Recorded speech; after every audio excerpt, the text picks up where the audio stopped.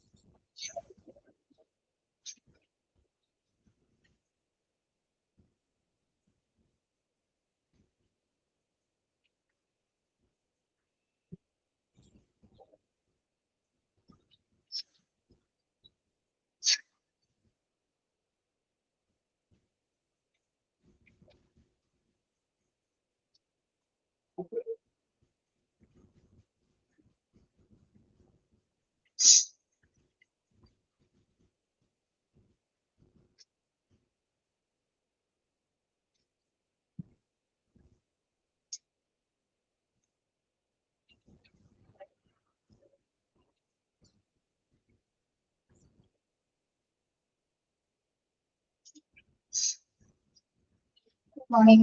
PDF കാണാമോ?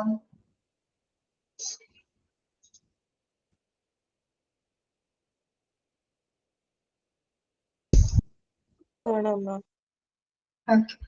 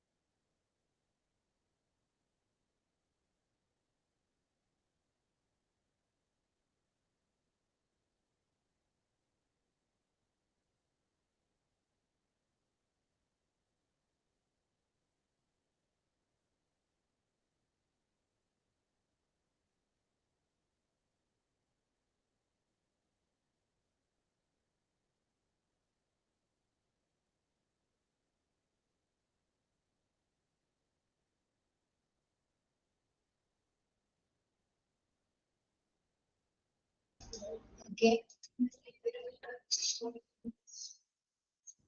നിങ്ങളുടെ ശാസ്ത്രം എവിടെ വരെ എടുത്തത്?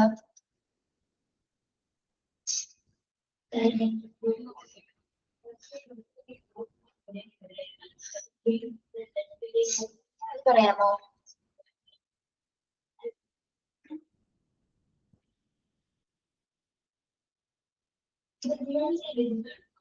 ശാസ്ത്രം എവിടെ വരെ എടുത്തു? ഇൻസ്ട്രക്ഷൻസ് പറഞ്ഞോ?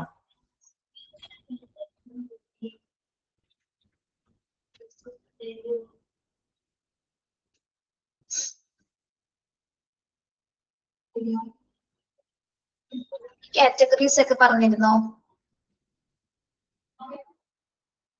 കാറ്റഗറി 1 പറഞ്ഞല്ലേ? ഓക്കെ. കാറ്റഗറി 1 എന്ന് പറയുന്ന എന്ത് കേസുകളാണ്? ഇമ്മീഡിയറ്റ് ട്രീറ്റ്മെന്റ് കൊടുക്കേണ്ട കേസുകളാണ് അല്ലെ? ഏതൊക്കെയാണ്?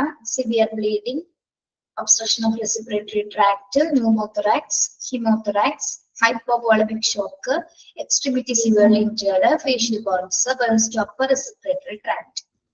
In next category 2 വരുന്നത് delayed treatments ആണ്. അതായത് approximately 40% ചാൻസ് ഉള്ള കേസുകൾ priority 2 വരുന്നത്. ഓക്കെ, ഡിലേഡ് ട്രീറ്റ്മെന്റ് എന്ന് പറഞ്ഞാൽ എന്താണ്? നമ്മൾ കുറച്ച് വൈകിയാലും ട്രീറ്റ്മെന്റ്സ് കൊടുക്കാൻ പറ്റുന്ന കേസസുകളാണ് അല്ലെ. ഓക്കെ, അത് ഏതൊക്കെയാണ്? ഇതിലെ ഒരു വ്യത്യാസമുണ്ട്. ഈ സ്കള്ളും ബ്രെയിനും നമുക്ക് കാറ്റഗറി 1-ൽ വരേണ്ടതാണ് കേട്ടോ. സ്കൾ മീൻസ് തലയോട്ടിക്ക് എന്തെങ്കിലും ആഘാതം സംഭവിച്ചാലും അത് ഇമ്മീഡിയറ്റ് ട്രീറ്റ്മെന്റ് കൊടുക്കേണ്ട കേസസ് ആണ്. അതേപോലെ തന്നെ ബ്രെയിൻ റിലേറ്റഡ് ആയിട്ട് വരുന്ന ഇഞ്ചുറീസും ക്രിട്ടിക്കൽ സ്റ്റേജസുകളല്ലേ കൈകാര്യം ചെയ്യുന്നത്. അപ്പോൾ ഈ സ്കള്ളും ബ്രെയിനും നിങ്ങൾ എവിടെ എഴുതണം? ഇമ്മീഡിയറ്റ് ട്രീറ്റ്മെന്റിന്റെ ഭാഗമായിട്ടുള്ള ആ കാറ്റഗറിയിൽ എഴുതാം കേട്ടോ. റെസ്പിറേറ്ററി ട്രാക്ട് കഴിഞ്ഞിട്ട് കോവിഡ സ്കൾ ആൻഡ് ബ്രെയിൻ എഴുതാം കേട്ടോ. ബ്രെയിൻ ഏൽക്കുന്ന എന്ത് ആഘാതങ്ങൾ, എന്ത് തരം സിറ്റുവേഷൻസും അതിൽ ഉൾപ്പെടുന്നുണ്ട്. അതുകൊണ്ട് മാത്രമാണ് ബ്രെയിനിന് മാത്രം സൂചിപ്പിച്ചിരിക്കുന്നത് കേട്ടോ. ഓക്കെ, മനസ്സിലായോ പറഞ്ഞത്?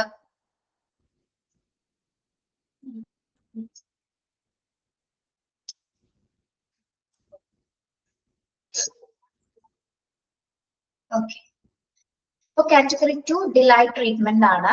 പ്രയോറിറ്റി 2 ഉള്ള കേസസുകൾ എന്ന് പറയുമ്പോൾ ഏതൊക്കെയാണ്?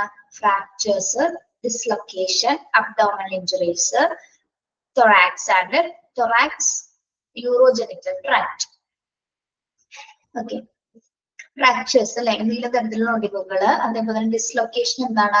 എല്ലുകൾക്ക് സ്ഥാനഭ്രംശം അല്ലെ ബോൺസിന് സ്ഥാനഭ്രംശം സംഭവിക്കുന്നത്.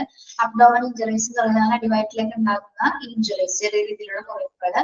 തൊറാക്സ് എന്ന് പറയുന്നത് ചെസ്റ്റ് ആണ്. ചെസ്റ്റ് റിലേറ്റഡ് ആയിട്ട് വരുന്ന എന്തെങ്കിലും ഇൻഫെക്ഷൻസ്, അത്തരം കാര്യങ്ങളൊക്കെ എന്തെങ്കിലും വരും. ചെറിയ രീതിയിലുള്ള ഇൻഫെക്ഷൻസ് ഒക്കെ തൊറാക്സിലാണ് വരുന്നത്. അതേപോലെ തന്നെ യൂറോജെനിറ്റൽ ട്രാക്ട്. യൂറോജെനിറ്റൽ ട്രാക്ട് എന്തുമായി ബന്ധപ്പെട്ടതാണ്? നമ്മുടെ യൂറിനറി സിസ്റ്റവുമായി ബന്ധപ്പെട്ടത് അല്ലെ. യൂറിനറി സിസ്റ്റത്തിൽ ഉൾപ്പെടുന്ന എല്ലാ ഓർഗൻസും, അതായത് നമ്മുടെ കിഡ്നീസ്, അതേപോലെ തന്നെ എന്താണ് യൂട്രസ് അല്ലെങ്കിൽ ബ്ലാഡർ, ഇവിടെ കേൾക്കുന്ന വ്യത്യസ്ത രീതിയിലുള്ള ഇൻഫെക്ഷൻസ് ഒക്കെയാണ് യൂറോജെനിറ്റൽ ട്രാക്റ്റിൽ ഉൾപ്പെടുന്നത് കേട്ടോ. അതായത് യൂറിനറി സിസ്റ്റവുമായി ബന്ധപ്പെട്ട് വരുന്ന എല്ലാ വിധത്തിലുള്ള ഡിഫിക്കൽട്ടീസും ഇതിൽ വരുന്നുണ്ട്. പിന്നെ 2 and 3 ഡിഗ്രി ബേൺസ്, അതായത് ബേൺ ഇഞ്ചുറിയുടെ സിവിയറിറ്റി നോക്കിയിട്ടാണ് നമ്മൾ ഈ ഡിഗ്രിയിൽ പറയുന്നത്. അതായത് എത്രത്തോളം ആഴത്തിലുള്ള പൊള്ളലുകളാണെന്നുള്ളത്. ഇപ്പൊ 2 ഡിഗ്രി ബേൺസ് എന്ന് പറഞ്ഞാൽ എന്താണ്? നമ്മുടെ സ്കിന്നിന് പല ടൈപ്സ് ലെയറുകൾ ഉണ്ട് അല്ലെ. നമ്മുടെ സ്കിന്നിന് ഔട്ടർ ലെയർ ഉണ്ട്, അതേപോലെ തന്നെ അണ്ടർലൈൻ ലെയർ ഒക്കെ ഉണ്ട്. അപ്പോ ഈ 2 ഡിഗ്രി ബേൺസ് പറഞ്ഞാല് ഈ 2 ലെയേഴ്സിൽ ഏതെങ്കിലും ഒക്കെ പൊള്ളലേൽക്കുന്നതാണ് 2 ഡിഗ്രി ബേൺസ് എന്ന് പറയുന്നത്. ഓക്കെ, അതായത് ഔട്ടർ ലെയറും ഉണ്ട്, അതുപോലെ തന്നെ അണ്ടർലൈൻ ലെയറും ഉണ്ട്. അതിലേതെങ്കിലും പൊള്ളലേൽക്കുന്നതാണ് 2 ഡിഗ്രി. എത്രയും ഭാഗത്തിന് മാത്രം പൊള്ളലേൽക്കുന്നതാണ് 2 ഡിഗ്രി ബേൺസ് എന്ന് പറയുന്നത്. 3 ഡിഗ്രി ബേൺസ് എന്ന് പറയുമ്പോൾ എന്തായിരിക്കും? സ്കിന്നിന്റെ എല്ലാ ലെയേഴ്സിനും ഡിസ്ട്രോയ് ചെയ്തു, അതായത് എല്ലാ സ്കിന്നും നശിപ്പിക്കുന്ന രീതിയിൽ പൊള്ളലേൽക്കുന്നതാണ് 3 ഡിഗ്രി ബേൺസ് എന്ന് പറയുന്നത്. ഓക്കെ, മനസ്സിലായോ? 3 ഡിഗ്രി ബേൺസ് വെച്ചാൽ എന്താണ്? Destroy all layer of the skin. സ്കിന്നിന്റെ എല്ലാ ലെയറിനും ഒരേപോലെ തന്നെ പൊള്ളലേൽക്കുന്നതാണ് 3 ഡിഗ്രി. അതായത് ബേൺ ഇഞ്ചുറിയുടെ അളവാണ് പറയുന്നത് കേട്ടോ. മനസ്സിലായോ? യെസ്. കാറ്റഗറി 2-ല് പ്രയോറിറ്റി 2 ഡിലൈഡ് ട്രീറ്റ്മെന്റ് കൊടുക്കുന്ന കേസസുകളാണ് ട്രയലിൽ വരുന്നത്. ഒന്ന് fractures, dislocation, abdominal injuries, thorax and urogenital tract and 2 and 3 degree burns. Okay, ഇനി കാറ്റഗറി 3 എന്ന് പറയുന്നത് എന്താണ്? എങ്ങനെയുള്ള കേസസുകളാണ്? മിനിമൽ ട്രീറ്റ്മെന്റ് കൊടുക്കേണ്ട കേസസുകളാണ് അല്ലെ. അതായത് പ്രയോറിറ്റി 3 ആണ്. അതായത് ഇങ്ങനെയുള്ള കേസസ് ആയിരിക്കും കാറ്റഗറി 3-ലേക്ക് പോകുമ്പോൾ മൈനർ ആയിട്ടുള്ള ബുക്സ് അല്ലെ. ചെറിയ പരിക്കുകൾ ഏൽക്കുന്നവര്, ചെറിയ മുറിവുകൾ ഏൽക്കുന്നവര്, സ്മോൾ ഫ്രാക്ചേഴ്സ്, ചെറിയ രീതിയിൽ ഒടിവുകള്, സ്ട്രെയിൻ എന്താണ്? നമ്മൾ കാലുളുക്കുക എന്നൊക്കെ പറയില്ലേ? ഉളുക്കാന്നല്ലേ നിങ്ങൾ പറയുന്നത്? ഓരോ സ്ഥലങ്ങളിൽ ചിലപ്പോ വേറെ വാക്കുകളായിരിക്കും കേട്ടോ. ഉളുക്കുക എന്നല്ലേ പറയുന്നത്, സ്പ്രെയിൻ ആകുക എന്ന് പറയുന്നത്.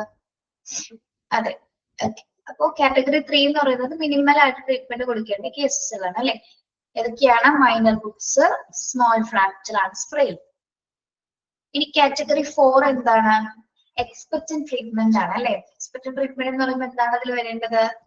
Dying or injured with no chance of survival. Category 4-ൽ എങ്ങനെയുള്ള കേസുകളാണ്? അതിജീവിക്കാൻ സാധ്യതയില്ലാത്ത, മരിക്കുകയോ എന്താണ് മരിച്ചുകൊണ്ടിരിക്കുന്ന കേസസുകളാണ് കാറ്റഗറി 4-ൽ വരുന്ന ടൈപ്പ് ഓഫ് പേഷ്യൻസ് എന്ന് പറയുന്നത്. ഓക്കെ, അപ്പൊ നമ്മൾ ഈ പറഞ്ഞ രീതിയിലാണ് എന്ത് ചെയ്യുന്നത്, പേഷ്യൻസിനെ നമ്മൾ ട്രൈ ചെയ്യുന്നത്, സോർട്ട് ഔട്ട് ചെയ്യുന്നത്. ഓക്കെ, അപ്പൊ ആദ്യത്തെ പ്രയോറിറ്റി കൊടുക്കേണ്ട കേസുകൾ ഏതൊക്കെയാണ്? ഇമ്മീഡിയറ്റ് ട്രീറ്റ്മെന്റ് കേസസ് വരുന്ന എല്ലാ കേസുകളും, അതായത് സിവിയർ ബ്ലീഡിംഗ് മുതൽ burns to upper respiratory tract വരെയുള്ള കണ്ടീഷൻസ്. കാറ്റഗറി 2 എന്ന് പറയുമ്പോൾ എന്താണ്? ഡിലൈഡ് ട്രീറ്റ്മെന്റ്സിലെ പ്രയോറിറ്റി 2 ആണ്, ഫ്രാക്ചേഴ്സ് മുതൽ ബേൺസ് വരെയുള്ള കാര്യങ്ങള്. ദെൻ കാറ്റഗറി 3 എന്ന് പറഞ്ഞാൽ മിനിമൽ ട്രീറ്റ്മെന്റ് കൊടുക്കേണ്ട കേസാണ്, അതായത് ചെറിയ രീതിയിലുള്ള മുറിവുകളും ഫ്രാക്ചേഴ്സും സ്ട്രെയിൻ ഒക്കെയാണ് അതിൽ ഉൾപ്പെടുന്നത്. കാറ്റഗറി 4 ആണ് എക്സ്പെക്ടഡ് ട്രീറ്റ്മെന്റ് ആയിട്ടുള്ള കേസുകൾ, അതായത് ഒട്ടും തന്നെ അതിജീവിക്കാൻ സാധ്യതയില്ലാത്ത കേസുകളാണ് കാറ്റഗറി 4 വരുന്നത്. ഓക്കെ, ഈ രീതിയിലാണ് നമ്മൾ ട്രയലേജ് സോർട്ട് ഔട്ട് ചെയ്യുന്നത് കേട്ടോ. മനസ്സിലായോ?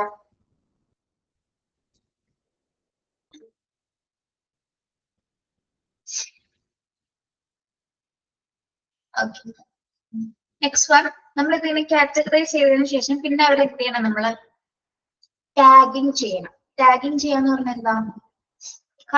കളർ ടാഗുകൾ നമ്മൾ കൊടുക്കണം പ്രയോറിറ്റി അനുസരിച്ചിട്ട്. അതായത് priority for removing patients from disaster site. Disaster സൈറ്റിൽ നിന്ന് പേഷ്യൻസ് നമുക്ക് എന്താണ് ഉടനടി ട്രീറ്റ്മെന്റ് ഏരിയസിലേക്ക് മാറ്റണമെങ്കിൽ അവർക്ക് അനുയോജിതമായിട്ടുള്ള ടാഗ് നമ്മൾ കൊടുക്കണം.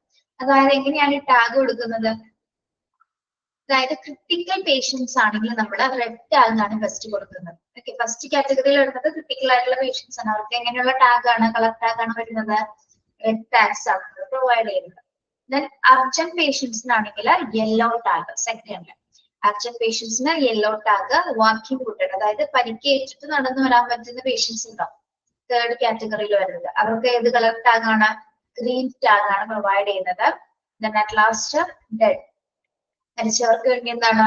ബ്ലാക്ക് ടാഗുകളാണ് കൊടുക്കുന്നത്. ഓക്കെ, അപ്പൊ ഇങ്ങനെയാണ് നമ്മൾ പ്രയോറിറ്റി അനുസരിച്ചിട്ട് ടാഗിങ് സംവിധാനം ചെയ്യുന്നത്. അപ്പൊ ഇതിന്റെ കളറുകൾ പഠിക്കണം കേട്ടോ. ക്രിട്ടിക്കൽ പേഷ്യൻസിന് ഏത് കളറാണ്, അർജന്റ് പേഷ്യൻസിന് ഏതാണ്, വാക്കിംഗ് വുഡഡ് ഏതാണ്, റെഡ് ഏതാണെന്നുള്ളത്.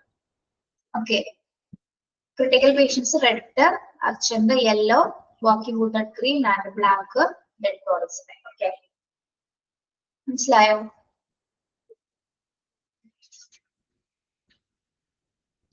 ഇനി നമ്മൾ പഠിക്കുന്നത്, ഓൾറെഡി നമ്മളൊരു ട്രയേജ് അറിയാം, എന്നിരുന്നാൽ പോലും നമ്മൾ വേറൊരു മെത്തേഡിൽ കൂടി എന്തുണ്ട്, ഒരു ട്രയേജ് പ്രോസസ് കണ്ടക്ട് ചെയ്യുന്നുണ്ട്. അതായത് അതിന് നമ്മൾ പറയുന്ന പേരാണ് simple triage and rapid treatment, അഥവാ സ്റ്റാർട്ട് എന്ന് നമ്മൾ ഷോർട്ട് ഫോമിൽ പറയാം. Simple triage and rapid treatment എന്താണത്? is a method of quickly recognizing victims who have immediately life-threatening injuries and who have the best chance of surviving. എന്താണ് ഈ start എന്ന പ്രക്രിയ? നമ്മള് വിക്ടിം ആയിട്ടുള്ള പേഷ്യൻസിനെ എത്രയും പെട്ടെന്ന് ക്വിക്ലി റെക്കഗ്നൈസ് ചെയ്യുന്ന ഒരു പ്രോസസ് ആണെന്ത്? Simple triage and rapid treatment. പെട്ടെന്ന് തന്നെ ആൾ ഐഡന്റിഫൈ ചെയ്താൽ പെട്ടെന്ന് തന്നെ എന്താണ് റാപ്പിഡ് ആയിട്ടുള്ള ട്രീറ്റ്മെന്റ് കൊടുക്കുന്ന ഒരു മെത്തേഡ് ആണെന്ത്? Simple triage and rapid treatment എന്ന് പറയുന്ന സ്റ്റാർട്ട് എന്ന ഒരു പ്രക്രിയ. ഓക്കെ, അത്തരം സിറ്റുവേഷൻസിൽ, അതായത് നമ്മൾ ആ ഒരു പ്രക്രിയ കൊടുക്കുക, ആ ഒരു ഫാസ്റ്റ് ട്രീറ്റ്മെന്റ് കൊടുക്കുന്നതോടൊപ്പം തന്നെ എന്താണ്, പ്രത്യേകിച്ച് ലൈഫ് ത്രെറ്റനിങ് ഇഞ്ചുറീസ് ഉള്ള പേഷ്യൻസിനെ പെട്ടെന്ന് ജീവൻ രക്ഷിക്കാനായിട്ടുള്ള ഒരു മാർഗം കൂടിയാണ് എന്ത്? ഈ സ്റ്റാർട്ട് എന്ന പ്രക്രിയ. ഓൾറെഡി നമ്മൾ ട്രയൽസ് ചെയ്യുന്ന എങ്ങനെയാണ്? പേഷ്യൻസിനെ സോർട്ട് ഔട്ട് ചെയ്തുകൊണ്ടിരിക്കും. അതേപോലെ തന്നെ സെയിം മെത്തേഡ് തന്നെയാണ്. പക്ഷെ ഇവിടെ എന്താണ് സിമ്പിൾ ട്രയൽസ് മീൻസ് വരുന്ന പ്രയോറിറ്റി അനുസരിച്ച് പെട്ടെന്നുള്ള ഒരു ട്രീറ്റ്മെന്റ് ആദ്യം ഫസ്റ്റ് ഓഫ് ഓൾ കൊടുക്കാം. ഓക്കെ, ദെൻ അതിന് നമ്മൾ ഒരു 3-4 സ്റ്റെപ്പിലൂടെയാണ് ഈ സ്റ്റാർട്ട് പ്രക്രിയ നടക്കുന്നത്. ഓക്കെ, നമ്മൾ പറയുമ്പോൾ ഒരുപാട് സമയം തോന്നുമെങ്കിലും പക്ഷെ വളരെ സെക്കൻഡുകൾക്കുള്ളിലാണ് ഈ ട്രീറ്റ്മെന്റ് ഡോക്ടേഴ്സ് അവിടെ പ്രൊവൈഡ് ചെയ്യുന്നത്. ഓക്കെ, അപ്പൊ അതെന്താണെന്ന് നമുക്ക് നോക്കാം. ഇതിന്റെ ഫസ്റ്റ് പ്രോസസ്, ഫസ്റ്റ് സ്റ്റെപ്പ് എങ്ങനെയാണെന്ന് നോക്കാം. Start is sort out victims into ambulatory and non-ambulatory by giving verbal instructions. First step എന്താണ് സ്റ്റാർട്ടിന്റെ? നമ്മൾ എന്താണ് ട്രയൽസിന്റെ ആദ്യത്തെ സ്റ്റെപ്പ് തന്നെ എന്താണ്? സോർട്ട് ഔട്ട് ചെയ്യുക അല്ലെ? വിക്ടിംസിനെ നമ്മൾ എന്ത് ചെയ്യണം? ഡിവൈഡ് ചെയ്യണം. എങ്ങനെയാണ് ഡിവൈഡ് ചെയ്യേണ്ടത്? ആംബുലേറ്ററി പേഷ്യൻസ് എന്നും നോൺ ആംബുലേറ്ററി പേഷ്യൻസ് എന്ന രീതിയിൽ അവരെ നമ്മൾ കാറ്റഗറൈസ് ചെയ്യാം. ദെൻ എന്തിലൂടെ? വെർബൽ ഇൻസ്ട്രക്ഷൻസ് കൊടുത്തിട്ട്. വെർബൽ ഇൻസ്ട്രക്ഷൻസ് എന്ന് പറയുന്നത് എന്താണ്? നമ്മൾ വാക്കാലുള്ള നിർദ്ദേശങ്ങൾ, അതായത് ഡോക്ടേഴ്സ് പറയില്ല കോൺഷ്യസ് ലെവൽ ചെക്ക് ചെയ്യാൻ വേണ്ടിയിട്ട് നിങ്ങളൊന്ന് ചെരിഞ്ഞെടുക്കൂ, കാലുകളൊന്ന് ഉയർത്താമോ, അല്ലെങ്കിൽ നിങ്ങളുടെ പേരൊന്ന് പറയാമോ, എന്താണ് സംഭവിച്ചത് എന്നൊക്കെ നമ്മളോട് ചോദിക്കാറില്ല ഡോക്ടേഴ്സ്. എന്തിനു വേണ്ടിയിട്ടാണ് അത് ചോദിക്കുന്നത്? നമ്മളെ കോൺഷ്യസ് ലെവല് ചെക്ക് ചെയ്യാൻ വേണ്ടിയിട്ടാണ്, ആൾ ഓക്കെ ആണോ എന്ന് അറിയാൻ വേണ്ടിയിട്ടാണ് വെർബൽ ഇൻസ്ട്രക്ഷൻസ് കൊടുക്കുന്നത്. ഓക്കെ, അപ്പൊ ആദ്യം തന്നെ സോർട്ട് ഔട്ട് ചെയ്ത് ഇങ്ങനെ 2 രീതിയിൽ കാറ്റഗറൈസ് ചെയ്യുന്നു. ഇനി നെക്സ്റ്റ് എന്ത് നോക്കുന്നു? റെസിപ്രേഷൻ നോക്കും അല്ലെ. ആളുടെ റെസിപ്രേഷൻ എത്രത്തോളം നോക്കുന്നത്? ലെസ് ദാൻ 30/minutes, അതായത് 30 ശ്വാസനം 30 ബീറ്റ്സിൽ താഴെയുള്ള പേഷ്യന്റ് ആണോ എന്ന് ആദ്യം ചെക്ക് ചെയ്യും. ഓക്കെ, 30 ബീറ്റ്സിൽ താഴെയുള്ള പേഷ്യൻസ് ആണോ എന്ന് ആദ്യം നോക്കും. അതിനുശേഷം എന്താണ് നെക്സ്റ്റ് സ്റ്റെപ്പ് എന്ന് പറയുന്നത്? പെർഫ്യൂഷൻ. പെർഫ്യൂഷൻ എന്താണ്?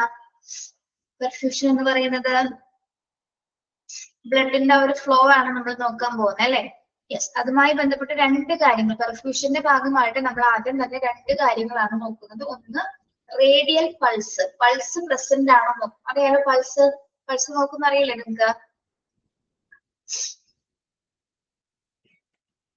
പൾസ് പ്രസന്റ് ആണോ ഇല്ലയോ എന്ന് ആദ്യം നോക്കുന്നു. അതിനുശേഷം കാപ്പിലറി റീഫിൽ ടെസ്റ്റ് അല്ലെങ്കിൽ ബ്ലാഞ്ച് ടെസ്റ്റ് ചെയ്യും. ബ്ലാഞ്ച് ടെസ്റ്റ് ചെയ്യുന്നത് നമ്മുടെ ഈ നെയിലാണ്, അതായത് നമ്മുടെ നെയിലില്ലേ, ഫിംഗേഴ്സിന്റെ ഈ ഒരു നെയിൽ പെട്ട് എന്ന് പറയുന്നത് നമ്മുടെ നഖം വരുന്ന ഒരു ഭാഗത്ത് ഡോക്ടേഴ്സ് എന്ത് ചെയ്യും?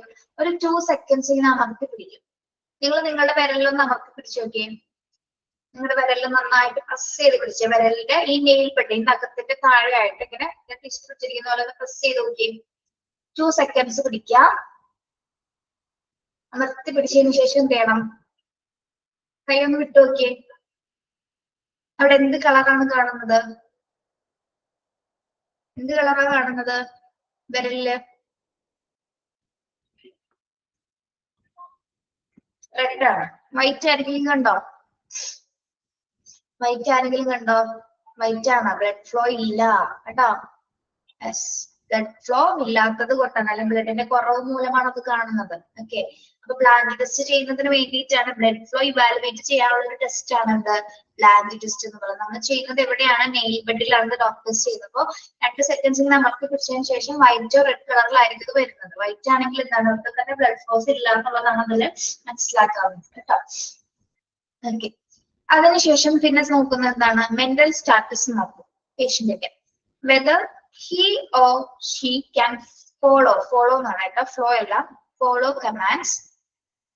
അതായത് ഡോക്ടർ പറയുന്ന നിർദ്ദേശങ്ങൾ അനുസരിച്ചിട്ട് അല്ലെങ്കിൽ ഡോക്ടറിനോട് പേഷ്യന്റ് റെസ്പോണ്ട് ചെയ്യുന്നുണ്ടോ? ഇത് ഡോക്ടേഴ്സ് പറയുന്ന കമാൻഡിന്, ചരിഞ്ഞു കിടക്കാമോ, കാലുകൾ ഉയർത്താമോ, കൈകളൊന്ന് മടക്കി വെക്കാമോ എന്നൊക്കെ പറയുന്ന സമയത്ത് ആ പേഷ്യന്റ് എന്താണ് അതിന് റെസ്പോണ്ട് ചെയ്യുന്നുണ്ടോ എന്ന് കൂടി ആ ഒരു സമയത്ത് നോക്കുന്നു. ഓക്കെ, അതിനുശേഷമാണ് എന്താ ട്രീറ്റ്മെന്റ് പിന്നെ സ്റ്റാർട്ട് ചെയ്യുന്നത്. ഓക്കെ, അപ്പൊ ആദ്യം തുടങ്ങിയുള്ള സ്റ്റെപ്പ് എന്താണ്? നമ്മൾ ആദ്യം പേഷ്യന്റിനെ സോർട്ട് ഔട്ട് ചെയ്യുന്നു. ആംബുലേറ്ററി പേഷ്യൻസ് എന്നും നോൺ ആംബുലേറ്ററി പേഷ്യൻസ് എന്നും കാറ്റഗറൈസ് ചെയ്തതിനു ശേഷം ആളുടെ റെസിപ്പിറേഷൻ നോക്കും. 30 ബീറ്റ്സിൽ താഴെയാണോ എന്ന് നോക്കും. പിന്നെ ബ്ലഡിന്റെ ഫ്ലോ, ആദ്യം തന്നെ റേഡിയൽ പൾസ് പ്രസന്റ് ആണോ അല്ലയോ എന്ന് നോക്കുന്നു. പിന്നെ എന്താണ്? ബ്ലാഞ്ച് ടെസ്റ്റ് നോക്കിയിട്ട് ബ്ലഡിന്റെ ഫ്ലോ എത്രത്തോളം ഉണ്ടെന്ന് ഇവാലുവേറ്റ് ചെയ്യുന്നു. അതിനുശേഷം എന്താണ്? മെന്റൽ സ്റ്റാറ്റസ് നോക്കുന്നു. ഓക്കെ, അവിടെ വരെ പറഞ്ഞ കാര്യങ്ങൾ ഓക്കെയാണോ?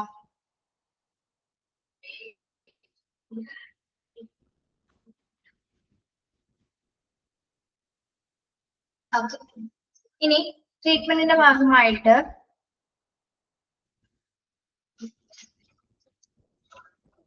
സ്റ്റാർട്ട് പ്രക്രിയ ആരംഭിക്കുകയാണ്. എങ്ങനെയാണ്?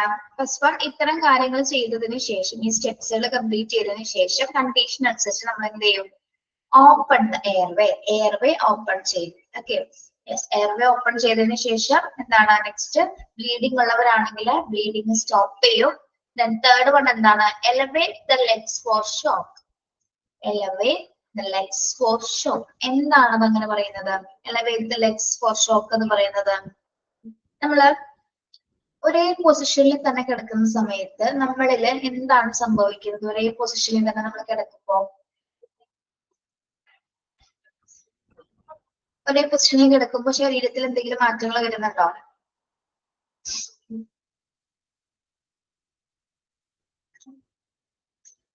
നമ്മളിപ്പോ ഹോസ്പിറ്റലിൽ ചെല്ലുമ്പോൾ ഡോക്ടേഴ്സ് നമ്മുടെ കൈയും കാലൊക്കെ ഒന്ന് ഉയർത്തിയും പിടിച്ചൊക്കെ താഴ്ത്തിയൊക്കെ നോക്കാറുണ്ട്. എന്തിനു വേണ്ടിയിട്ടാണത്? എന്തിനു വേണ്ടിയിട്ടാണ്? രക്തയോട്ടം വർദ്ധിപ്പിക്കുന്നതിന് വേണ്ടിയിട്ട് അല്ലെ. അതായത് രക്തം കട്ട പിടിക്കാതിരിക്കാൻ വേണ്ടിയിട്ടാണ്. അല്ലെങ്കിൽ നമ്മുടെ ഏതെങ്കിലും ഒരു ഭാഗം, പ്രത്യേകിച്ച് ഇങ്ങനെ ഏതെങ്കിലും ഒരു സിറ്റുവേഷൻ കിടക്കുന്ന പേഷ്യന്റ് ആണെങ്കിൽ എന്താണ്, ഏതെങ്കിലും അവയവങ്ങൾ പ്രവർത്തിക്കാതിരിക്കാനുള്ള സാധ്യത ഉണ്ടാവും. അതിനാൽ തന്നെയാണ് എന്ത്, കൈകാലുകൾ ഉയർത്തുകയും താഴ്ത്തുകയും ചെയ്യുന്നത്. അതായത് ആ ബ്ലഡിന്റെ ഫ്ലോസ് അല്ലെങ്കിൽ സർക്കുലേഷൻ ഈസി ആക്കാൻ വേണ്ടി, രക്തയോട്ടം വർദ്ധിപ്പിക്കുന്നതിന് വേണ്ടിയിട്ടാണ് ഡോക്ടേഴ്സ് എന്ത് ചെയ്യുന്നത്, അങ്ങനെ കൈകാലുകൾ ഉയർത്തുന്നതും താഴ്ത്തുന്നതും. ഓക്കെ, അതാണ് എലവേറ്റ് ലെഗ് ഫോർ ഷോക്ക് എന്ന് പറയുന്നത്. ഓക്കെ, സ്റ്റാർട്ടിന്റെ പ്രക്രിയകൾ ആദ്യമായിട്ട് എന്താ ചെയ്യുന്നത്, എയർവേ ഓപ്പൺ ചെയ്യുന്നു, ബ്ലീഡിംഗ് ഉണ്ടെങ്കിൽ സ്റ്റോപ്പ് ചെയ്യുന്നു, പിന്നെ എന്താണ് രക്തയോട്ടം വർദ്ധിപ്പിക്കുന്നതിന് വേണ്ടിയിട്ട് കൈകാലുകൾ അങ്ങോട്ടും ഇങ്ങോട്ടും ഉയർത്തുന്നു. അല്ലെങ്കിൽ എന്താണ്, രക്തം കട്ട പിടിച്ചു പോയി കഴിഞ്ഞാൽ ചിലപ്പോൾ ഏതെങ്കിലും ഒരു അവയവം ഏതെങ്കിലും ഒരു ഭാഗത്തിന് എന്ത് സംഭവിക്കാം, ആ ഭാഗം ചിലപ്പോൾ തളർന്നു പോകാനൊക്കെ സാധ്യതയുണ്ട്. ഓക്കെ, നമ്മൾ പറഞ്ഞത് മനസ്സിലായോ? ഇനി നമ്മളിപ്പോ പറഞ്ഞ കാര്യങ്ങൾ, ഈ സ്റ്റാർട്ട് എന്ന പ്രക്രിയ ഒരു ഫ്ലോ ചാർട്ടിൽ ഇവിടെ കൊടുത്തിട്ടുണ്ട്. ഓക്കെ, ഇപ്പൊ നിങ്ങൾ ഇതൊന്ന് ശ്രദ്ധിക്കണേ പറയുമ്പോ.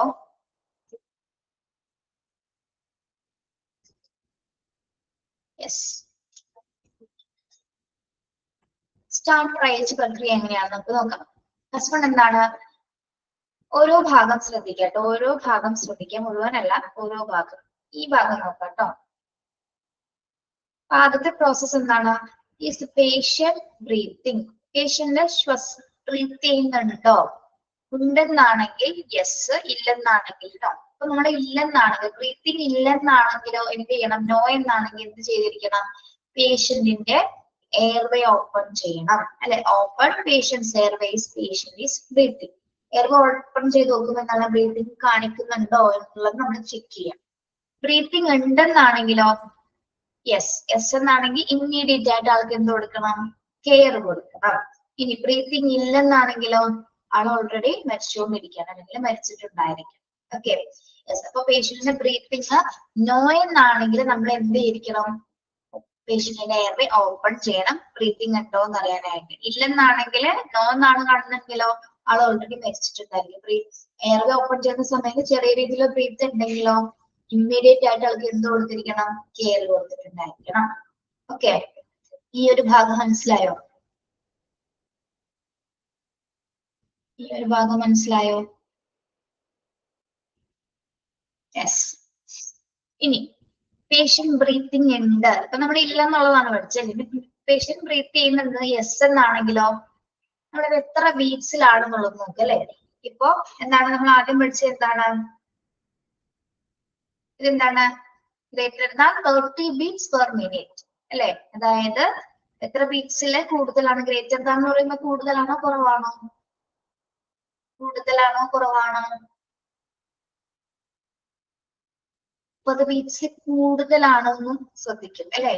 30 ബീറ്റ്സിൽ കൂടുതലാണെങ്കിൽ നമ്മുടെ ഹാർട്ട് ബീറ്റ് കൂടിയാലും കുറഞ്ഞാലും എന്തെങ്കിലും പ്രശ്നമുണ്ടോ? പ്രശ്നമല്ലേ? ബീറ്റ്സ് കൂടിക്കഴിഞ്ഞാലും കുറഞ്ഞാലും പ്രശ്നമല്ലേ?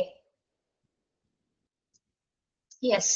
ഓക്കെ, അപ്പൊ അത് നമ്മള് ബീറ്റ്സ് കൂടുതലാണെങ്കിൽ, ഗ്രേറ്റർ ദാൻ 30 ബീറ്റ്സ് പെർ മിനിറ്റ്സിൽ കൂടുതലാണെങ്കിൽ എന്ത് ചെയ്യും, ഇമ്മീഡിയറ്റ് ആയിട്ട് ആൾക്ക് ട്രീറ്റ്മെന്റ് കൊടുക്കും. ഓക്കെ, ഇനി less than 30 beats per minute, 30 ബീറ്റ്സിൽ കുറവാണെങ്കിലോ, നമ്മുടെ ബ്രീത്തിങ് കുറവാണെങ്കിലോ, അതായത് ഹൃദയസ്പന്ദനം 30 ബീറ്റ്സിൽ കുറവാണെങ്കിൽ എന്ത് ചെയ്യും, ഉടനടി തന്നെ നമ്മൾ എന്ത് ചെയ്യണം, റേഡിയൽ പൾസ് പ്രസന്റ് ആണെന്ന് നോക്കണം. ഓക്കെ, റേഡിയൽ പൾസ് പ്രസന്റ് ആണെന്ന് നോക്കണം.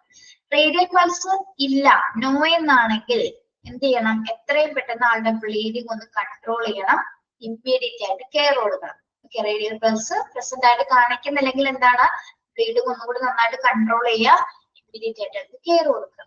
ഇനി റേഡിയൽ പൾസ് പ്രസന്റ് ആണ്, നല്ല രീതിയിൽ കാണിക്കുന്നുണ്ടെങ്കിലോ ആളുടെ മെന്റൽ സ്റ്റാറ്റസ് നമ്മളൊന്ന് അളക്കണം. അതായത് ഡോക്ടേഴ്സ് പറയുന്ന നിർദ്ദേശങ്ങൾ, കമാൻഡുകൾ ആൾ കേൾക്കുന്നുണ്ടോ, അതിന് റെസ്പോണ്ട് ചെയ്യുന്നുണ്ടോ എന്ന് കൃത്യമായിട്ടൊന്ന് ചെക്ക് ചെയ്യാം. ഡോക്ടർ പറയുന്ന കമാൻഡുകള് ശ്രദ്ധിക്കുന്നില്ല, റെസ്പോണ്ട് ചെയ്യുന്നില്ല, നോ എന്നാണെങ്കിലോ എന്താ കൊടുക്കേണ്ടത്, ഇമ്മീഡിയറ്റ് ആയിട്ട് നമ്മൾ ക്ലിയർ കൊടുക്കണം, അല്ലെ? ഡോക്ടർ പറയുന്ന നിർദ്ദേശങ്ങൾക്ക് ആള് റെസ്പോണ്ട് ചെയ്യുന്നില്ല, നോ എന്നാണെങ്കിൽ ഇമ്മീഡിയറ്റ് കെയർ കൊടുക്കുക. യെസ് എന്നാണെങ്കിലോ ഡോക്ടർ പറയുന്ന നിർദ്ദേശങ്ങള് പേഷ്യൻസ് കേൾക്കുന്നുണ്ട്, റെസ്പോണ്ട് ചെയ്യുന്നുണ്ട് എങ്കിൽ എന്ത് കൊടുക്കണം, ഡിലൈഡ് കെയർ കൊടുത്താൽ മതി, അല്ലെ? നമ്മൾ കുറച്ച് വൈകിയാണെങ്കിലും ആ ട്രീറ്റ്മെന്റ് കൊടുക്കാൻ പറ്റുന്ന കേസസുകളാണ് എന്ത്, ഈ ഒരു കാറ്റഗറിയിൽ വരുന്നത്. ഓക്കെ, അപ്പൊ ഈ സ്റ്റാർട്ട് ട്രയേജ് എന്ന പ്രക്രിയ എന്ന് പറയുന്നത് എന്താണ്? Simple triage and rapid treatment ആണ് അല്ലെ. അതായത് നമ്മള് അപകടത്തിൽപ്പെട്ട വിക്ടിംസിനെ ക്വിക്ലി എത്രയും പെട്ടെന്ന് ഐഡന്റിഫൈ ചെയ്തിട്ട് അവർക്ക് ഫാസ്റ്റ് ആയിട്ടുള്ള ട്രീറ്റ്മെന്റ് കൊടുക്കുന്ന ഒരു രീതിയാണ് എന്താ സ്റ്റാർട്ട് ട്രയേജ് എന്ന പ്രക്രിയ. ഓക്കെ, ഒന്നും കൂടി നോക്കാം. If the patient is breathing, no ആണെങ്കിൽ പേഷ്യന്റിന്റെ എയർവേ ഓപ്പൺ ചെയ്യുന്നു. എയർവേ ഓപ്പൺ ചെയ്യുന്ന സമയത്ത് ബ്രീത്തിങ് കാണിക്കുന്നുണ്ടെങ്കിൽ ഇമ്മീഡിയറ്റ് കെയർ കൊടുക്കും. ഇല്ലെന്നാണെങ്കിൽ ഓൾറെഡി ആൾ മരിച്ചിട്ടുണ്ടായിരിക്കും. ഇനി അതേപോലെ തന്നെ പേഷ്യന്റ് ബ്രീത്തിങ് ഉണ്ടെങ്കിൽ എത്ര അതായത് 30 ബീറ്റ്സിൽ കൂടുതലാണോ കുറവാണോ എന്ന് നമ്മൾ നോക്കും. കൂടുതലാണെങ്കിൽ ആൾക്ക് ഇമ്മീഡിയറ്റ് ആയിട്ട് കെയർ കൊടുക്കും. കുറവാണെങ്കിലോ റേഡിയൽ പൾസ് പ്രസന്റ് ആണോ എന്ന് നോക്കും. റേഡിയൽ പൾസ് ഇല്ലെന്നാണെങ്കിൽ നമ്മൾ എത്രയും പെട്ടെന്ന് ബ്ലീഡിങ് കൺട്രോൾ ചെയ്യും, ഇമ്മീഡിയറ്റ് ആയിട്ട് കെയർ കൊടുക്കും. റേഡിയൽ പൾസ് യെസ് ഉണ്ടെന്നാണെങ്കിൽ ആളുടെ മെന്റൽ സ്റ്റാറ്റസ് നമ്മൾ ഇവാലുവേറ്റ് ചെയ്യും. മെന്റൽ സ്റ്റാറ്റസിനോട് റെസ്പോണ്ട് ചെയ്യുന്നുണ്ടെങ്കിൽ ഡിലൈഡ് കെയർ കൊടുത്താൽ മതി. ഇല്ലെന്നാണെങ്കിലോ ഇമ്മീഡിയറ്റ് ആയിട്ട് ആൾക്ക് നമ്മൾ കെയർ കൊടുക്കേണ്ടത്. ഓക്കെ, ഇനി ഒന്നത് കംപ്ലീറ്റ് ചെയ്തൊന്ന് വായിച്ചു നോക്കിയേ. എന്തെങ്കിലും ഡൗട്ട് ഉണ്ടെങ്കിൽ ചോദിക്കാം കേട്ടോ.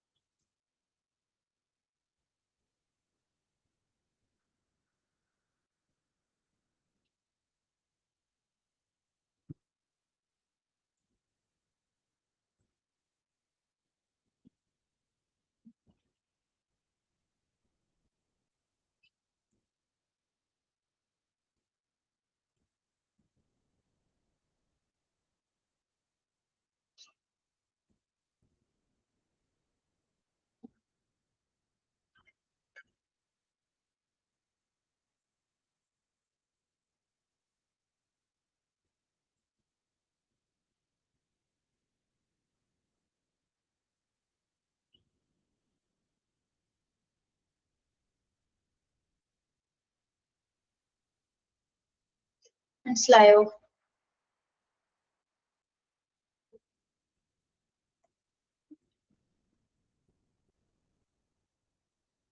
ഓക്കെ, ക്ലിയർ ആണല്ലോ?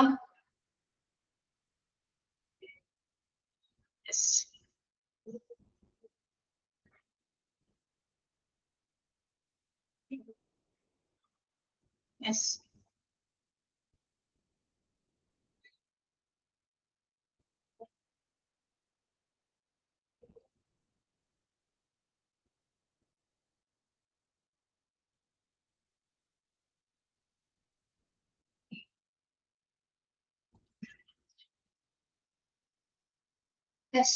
നമ്മൾ നോക്കുന്നത്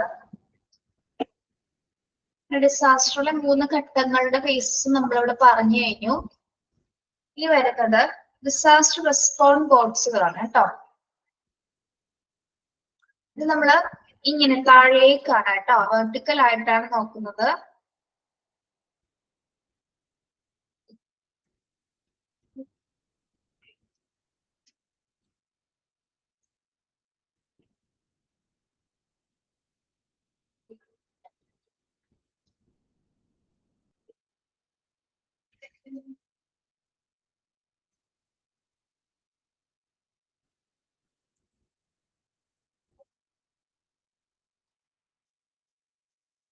മനസ്സിലായോ? ഇതിങ്ങനെ താഴേക്കാണ് ഓരോ കോഡ്സിന്റെയും കാര്യങ്ങൾ വരുന്നത്. അതിന് മുന്നേ പറയാം, നമ്മള് ഹോസ്പിറ്റലില് പലതരത്തിലുള്ള ഡിസാസ്റ്ററുകൾ ഉണ്ടാവാറുണ്ട് അല്ലെ. അപ്പൊ ഓരോ ഡിസാസ്റ്ററും ഉണ്ടാകുന്ന സമയത്ത് അതിന് നമ്മൾക്ക് കൂടുതൽ എഫിഷ്യന്റ് ആയിട്ട് റെസ്പോൺസ് ചെയ്യാൻ വേണ്ടിയിട്ടാണ് ഹോസ്പിറ്റലിൽ നമ്മൾ എന്ത് തയ്യാറാക്കിയിരിക്കുന്നത്? വിവിധ തരത്തിലുള്ള കോഡുകൾ നമ്മൾ ക്രിയേറ്റ് ചെയ്തിരിക്കുന്നത്. ഓക്കെ, മനസ്സിലായോ? അതായത് ഓരോ സിറ്റുവേഷനും അതിൻ്റെതായിട്ട് അനുയോജ്യമായിട്ടുള്ള കളർ കോഡുകളാണ് നമ്മളിവിടെ കൊടുത്തിരിക്കുന്നത്. നമുക്ക് ഓൾറെഡി ഒരെണ്ണം അറിയാം, നമ്മൾ കാർഡിയാക് അറസ്റ്റ് ഉണ്ടാവുമ്പോൾ ഏത് തരം കോഡാണ് പുറപ്പെടുവിക്കുന്നത്? കാർഡിയാക് അറസ്റ്റില് ഏത് കളർ കോഡാണ്? കാർഡിയാക് അറസ്റ്റിലെ ഏത് കളർ കോഡാണ്? ബ്ലൂ അല്ലെ? യെസ്. അപ്പൊ എന്തിനു വേണ്ടിയാണ് അത് പുറപ്പെടുവിക്കുന്നത്? കാർഡിയോളജിസ്റ്റുകൾ അല്ലെങ്കിൽ ആ ഒരു കാർഡിയാക് ഡിപ്പാർട്ട്മെന്റുമായി ബന്ധപ്പെട്ട എല്ലാ ഡോക്ടേഴ്സും സ്റ്റാഫുകളും അതിനുവേണ്ടി സജ്ജമാകുന്നതിന് വേണ്ടിയിട്ടാണ് നമ്മൾ ആ ഒരു കോഡിന്റെ അലേർട്ടേഷൻ കൊടുക്കുന്നത്. ഓക്കെ, അതേപോലെ തന്നെ ഓരോ സിറ്റുവേഷൻസ് ബന്ധപ്പെടുത്തി എന്താണ് പല കളർ കോഡ്സുകളും നമ്മളിവിടെ പറയുന്നുണ്ട്. അപ്പൊ അതിൽ ആദ്യത്തെ കോഡ് എന്ന് പറയുന്നത് നമ്മൾക്ക് അറിയാവുന്നതാണ് അല്ലെ? Code red. First disaster response code എന്ന് പറയുന്നത് ഏതാണ്? കോഡ് റെഡ് ആണ്. എന്തിനു വേണ്ടിയാണ് കോഡ് റെഡ് പുറപ്പെടുവിക്കുന്നത്? ഏത് സിറ്റുവേഷൻസിലാണ് കോഡ് റെഡ്? ഫയർ അല്ലെ? യെസ്, ഫയർ അല്ലെങ്കിൽ smoke or the order of something burning. എന്തെങ്കിലും തരത്തിൽ തീപിടുത്തങ്ങൾ എന്തെങ്കിലും സ്മോക്കോ അല്ലെങ്കിൽ എന്തെങ്കിലും കത്തിക്കരിയുന്നതിന്റെ ബോൺ അല്ലെങ്കിൽ അതിന്റെ ഓർഡർ ഗന്ധമൊക്കെ വരുന്ന സമയത്ത് ചിലപ്പോൾ കെമിക്കലായിട്ടുള്ള എന്തെങ്കിലും ഒക്കെ കത്തിക്കരിഞ്ഞാൽ അതുമായി ബന്ധപ്പെട്ടുണ്ടാണ് അതിൽ അമിതമായിട്ടുള്ള സ്മെല്ലൊക്കെ വരുന്ന സിറ്റുവേഷൻസിലും എന്താണ് നമ്മൾ ഈ ഒരു കോഡാണ്, റെഡ് കോഡാണ് നമ്മളുടെ റെഡ് ടീം ഇനീഷ്യേറ്റ് ചെയ്യുന്നത്. ഓക്കെ, അതായത് ഫയറോ സ്മോക്കോ or the order of something burning initiate code red team alert as per fire manual info 5000. അതായത് ഈ ഒരു സിറ്റുവേഷൻ ഉണ്ടായി കഴിഞ്ഞാൽ നമ്മള് ഫയർ മാനുവലിലേക്ക് ഇൻഫോം ചെയ്യുന്നത്. അലേർട്ടേഷൻ എന്ന പോലെ എന്താണ് ഫയർ മാനുവലിന്റെ ആ ഒരു നമ്പർ ആണെന്ത്, ഇൻഫോം നമ്പർ ആണെന്ത് 5000 എന്ന നമ്പറിലേക്ക് നമ്മൾ ഇൻഫോം ചെയ്യുന്നു. ഓക്കെ, ഇൻഫോം ചെയ്തതിനു ശേഷം notify the telephone operator nine, notify the telephone operator nine, follow RACE protocol. നമ്മള് കോഡ് ഫയർ പുറപ്പെടുവിച്ചു കഴിഞ്ഞാൽ അതുമായി ബന്ധപ്പെട്ടിട്ടുള്ള പോളിസീസ് പ്രൊസീജിയേഴ്സ് ആണ് സ്റ്റാർട്ട് ചെയ്യാൻ പോകുന്നത്. അപ്പൊ ഈ ഫയറിന്റെ ഭാഗമായിട്ട് നടത്തുന്ന ഒരു പ്രോട്ടോകോൾ ആണ് എന്ത്? റേസ് എന്ന് പറയുന്നത്. അപ്പൊ ഓരോ ലെറ്റേഴ്സും എന്തിനെയാണ് സൂചിപ്പിക്കുന്നത് നമുക്ക് നോക്കാം. ഓക്കെ, അപ്പൊ റേസ് എന്ന പ്രോട്ടോകോളിൽ ആർ എന്തിനെയാണ് സൂചിപ്പിക്കുന്നത്? Rescue or remove. Okay, rescue അല്ലെങ്കിൽ റിമൂവ് ആണെന്ത് ആർ എന്ന് പറയുന്നത്. അതായത് remove everyone from immediate danger. R എന്തിനെയാണ് സൂചിപ്പിക്കുന്നത്? ആ ഒരു ഇമ്മീഡിയറ്റ് ആയിട്ട് ഒരു ഫയർ നടക്കുന്ന സമയത്ത് എല്ലാവരെയും അവിടെ നിന്ന് റിമൂവ് ചെയ്യാൻ വേണ്ടിയിട്ടാണ് നമ്മൾ റേസ് എന്ന പ്രോട്ടോകോള് സ്റ്റാർട്ട് ചെയ്യുന്നത്. അതിലെ റേസിലെ ആർ എന്തിനെയാണ് സൂചിപ്പിക്കുന്നത്? റെസ്ക്യൂ അല്ലെങ്കിൽ remove everyone from immediate danger. Okay, R മനസ്സിലായോ?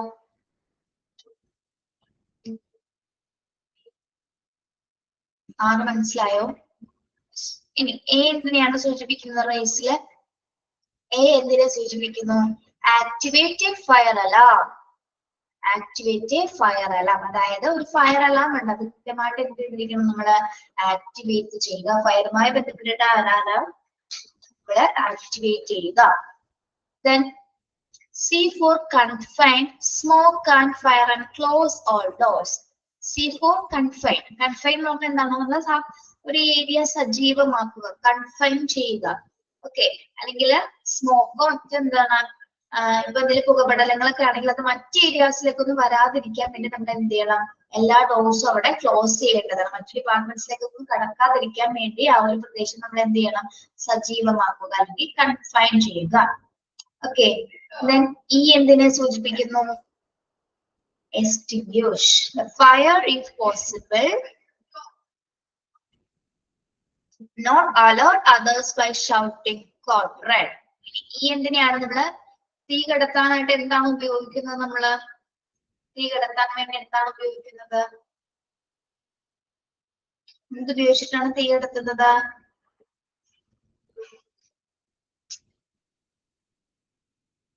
എന്തുപയോഗിച്ച തീ എക്സ്റ്റിങ്ക്യൂഷർ. അതാണ് എക്സ്റ്റിങ്ക്യൂഷർ എന്ന് പറയുന്നത് കേട്ടോ. എക്സ്റ്റിങ്ക്യൂഷർ ഉപയോഗിച്ചുകൊണ്ട് നമ്മൾ എന്ത് ചെയ്യുന്നു?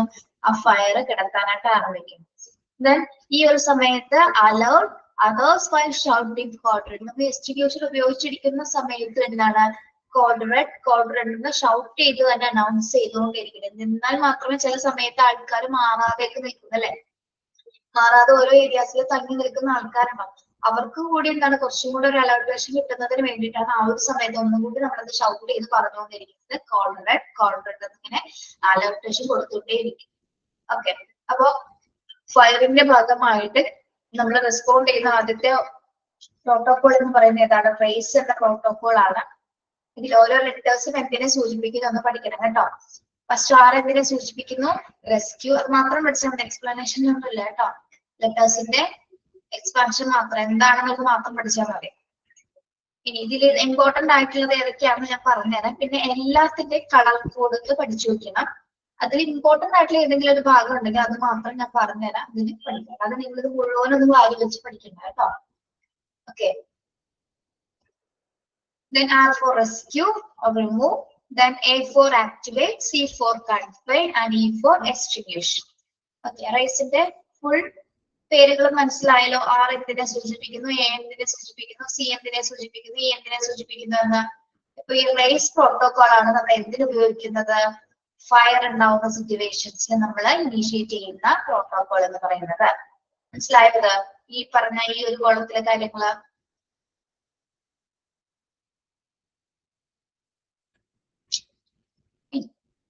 In other areas or area away from the alarm location, close all doors and windows even you are not located in that alarm area. Watch for signs for fire and smoke. Do not use elevators. Report the assigned work area and wait for instructions. ഇനി നമ്മള് ഈ ഒരു fire നടക്കുന്ന സമയത്ത് ഏതെങ്കിലും മറ്റു ഏരിയാസിലൊക്കെ നമ്മൾ ആ ലൊക്കേഷനിലേക്ക് എത്തിച്ചേർന്നിട്ടില്ല, അല്ലെങ്കിൽ വേറൊരു ഏരിയ വേറൊരു ബ്ലോക്കിലാണ് നിൽക്കുന്നതെങ്കിലോ നമ്മൾ എത്രയും പെട്ടെന്ന് നമ്മുടെ ഡോർസും വിൻഡോസ് ഒക്കെ എന്ത് ചെയ്യണം? ക്ലോസ് ചെയ്യണം. Okay, yes. അതിനുശേഷം നമ്മൾ അലാം ലൊക്കേറ്റ് ചെയ്ത്, നമുക്ക് ഓൾറെഡി ഒരു അലാം അടിക്കും അല്ലെ? ആ ഒരു അലാം അടിക്കുന്ന സ്ഥലത്തേക്ക് നമ്മൾ എന്ത് ചെയ്യണം? പോകാൻ പറ്റുന്നതാണെങ്കിൽ ആ ഒരു സ്ഥലത്തേക്ക് എത്തിച്ചേരുക. ഒരിക്കലും നമ്മൾ എന്താണ്, പ്രത്യേകിച്ച് ആ പോകുന്ന സമയത്ത് ഓരോ അസൈനുകളൊക്കെ ഹോസ്പിറ്റലിൽ രേഖപ്പെടുത്തിയിട്ടുണ്ടായിരിക്കും അല്ലെ? ഫയർ ഏത് ഭാഗത്തേക്കാണ്, അല്ലെങ്കിൽ ഫയർ ആൻഡ് സ്മോക്ക് വരുന്ന ഏരിയാസ് ഒക്കെ ഏതൊക്കെയാണെന്നുള്ളതിന്റെ സൈനുകളൊക്കെ കൊടുത്തിട്ടുണ്ടാകും. കൃത്യമായിട്ട് അത് ശ്രദ്ധിക്കണം. അതോടൊപ്പം തന്നെ എന്താണ്, ഒരിക്കലും നമ്മൾ ഈ ഒരു സമയത്ത് എന്ത് യൂസ് ചെയ്യാൻ പാടില്ല? ലിഫ്റ്റ് ഉപയോഗിക്കാമോ തീപിടുത്തുണ്ടാകുന്ന സമയത്ത്? ലിഫ്റ്റ് ഉപയോഗിക്കാമോ? Do not use elevators. ഒരിക്കലും ഈ ഒരു സമയത്ത് നമ്മൾ എന്ത് ചെയ്യരുത്? ലിഫ്റ്റ് ഉപയോഗിക്കാനായിട്ട് പാടില്ല. Report assign work area and wait for instruction. നമ്മള് എത്രയും പെട്ടെന്ന് ഒരു ആ ഏരിയസിൽ നിന്ന് മാറിയിട്ട് എന്ത് ചെയ്യണം? അടുത്തൊരു ഇൻസ്ട്രക്ഷൻസ് വരുന്നത് വരെ നമ്മൾ ആ ഒരു ഏരിയയിൽ വെയിറ്റ് ചെയ്യേണ്ടത് അത്യാവശ്യമാണ്. Okay, yes. മനസ്സിലായോ പറഞ്ഞത്? അതായത് നമ്മൾ ഓൾറെഡി ആ ഒരു അലാം അതർ ഏരിയാസിലാണ് നിൽക്കുന്നതെങ്കിൽ പ്രത്യേകിച്ച് നമ്മൾ ആ ഒരു ഏരിയാസ് ഒക്കെ ഒന്ന് ക്ലോസ് ചെയ്യണം. വിൻഡോസും ഡോർസും ഒക്കെ ക്ലോസ് ചെയ്യണം. പിന്നെ അലാം ആക്ടിവേറ്റ് ചെയ്തിരിക്കുന്ന ഏരിയാസിലേക്ക് മാക്സിമം വരാനായിട്ട് ലൊക്കേറ്റ് ചെയ്യാനായിട്ട് നോക്കണം. ഒരിക്കലും നമ്മൾ എന്താണ് എലവേറ്റേഴ്സ് യൂസ് ചെയ്യരുത്. പിന്നെ ആ ഒരു അസൈൻഡ് വർക്ക് ഏരിയാസിലേക്ക് നമ്മൾ ചെല്ലുന്നത്, അതായത് ഒരു ഇൻസ്ട്രക്ഷൻസ് കിട്ടുന്നത് വരെ, അടുത്ത ഒരു അലേർട്ടേഷൻ കിട്ടുന്നത് വരെ എന്താണ് ആ ഒരു ഏരിയയിൽ തന്നെ നമ്മൾ തുടരേണ്ടതാണ്. ഓക്കെ, മനസ്സിലായോ?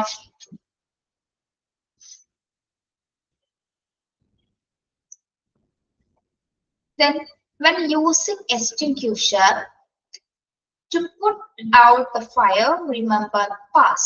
ഇനി എക്സ്റ്റിങ്ക്യൂഷൻ ഉപയോഗിക്കുന്നതിന് നമുക്കൊരു കോഡ് ഉണ്ട്. അതായത് തീ അണയ്ക്കുന്ന ഉപകരണമില്ല, ഇത് ഉപയോഗിക്കുന്നതിന് എന്തുണ്ട്?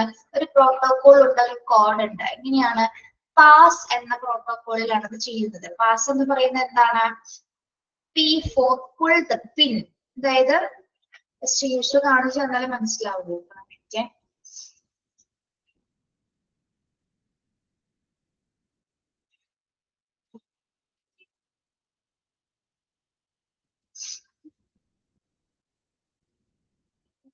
കാണാൻ പറ്റുന്നുണ്ടോ എന്ന് നോക്കണേ.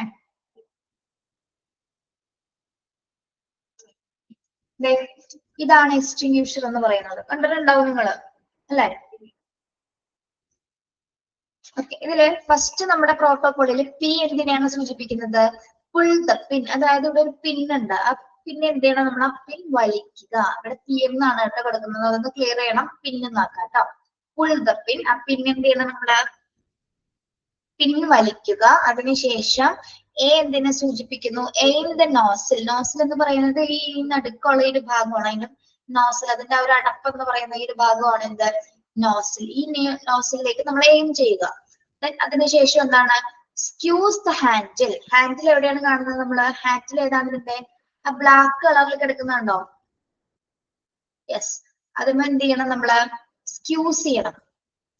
സ്ക്യൂസ് ദ ഹാൻഡിൽ, അതായത് ബ്ലാക്കിന് മുകളിലായിട്ട് ഇങ്ങനെ വരുന്ന ഒരു ഭാഗമല്ലേ, പ്രസ് ചെയ്യാൻ പറ്റുന്ന ഭാഗം. സ്ക്യൂസ് ചെയ്യാന്ന് പറഞ്ഞാൽ നമ്മൾ അവിടെ നെക്ക് അമർത്താന്നൊക്കെ പറയില്ലേ, അതെന്ത് ചെയ്തിരിക്കണം? അതിങ്ങനെ സ്ക്യൂസ് ചെയ്തുകൊണ്ടിരിക്കണം. അതിനുശേഷം എസ് എന്തിനെയാണ് സൂചിപ്പിക്കുന്നത്?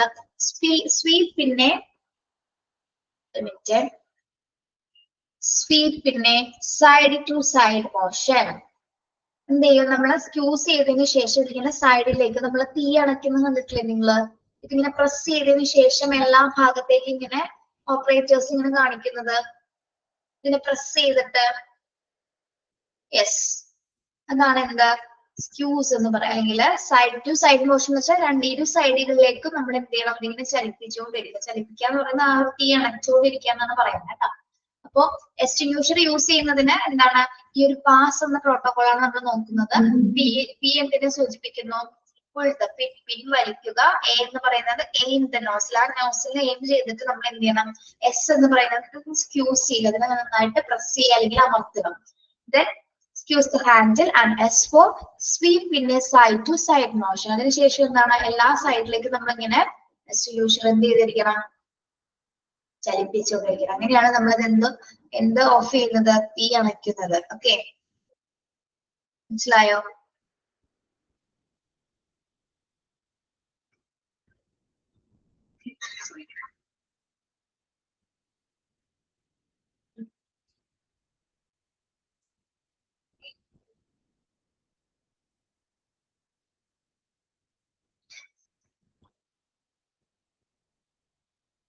ഇനി ഈ എക്സിക്യൂഷൻ തന്നെ പല ടൈപ്സിൽ ഉണ്ടായിരിക്കും. Okay,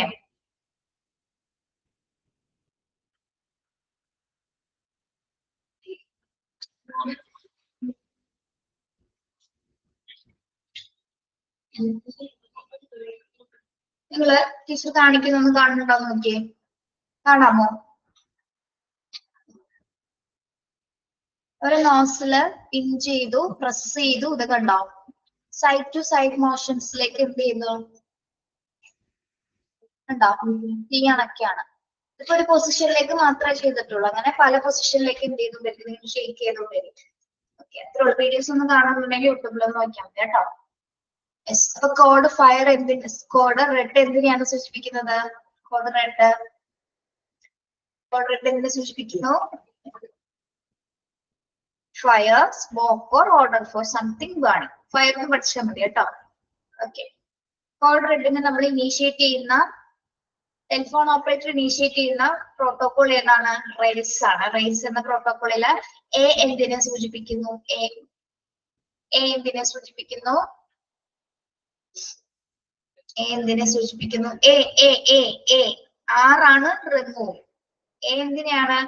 activate the fire alarm കേട്ടോ. Activate, A for activate. C എന്താണ്? കൺഫൈൻ അഥവാ സജീവമാക്കുക, confine. E for extinguisher. Okay, yes.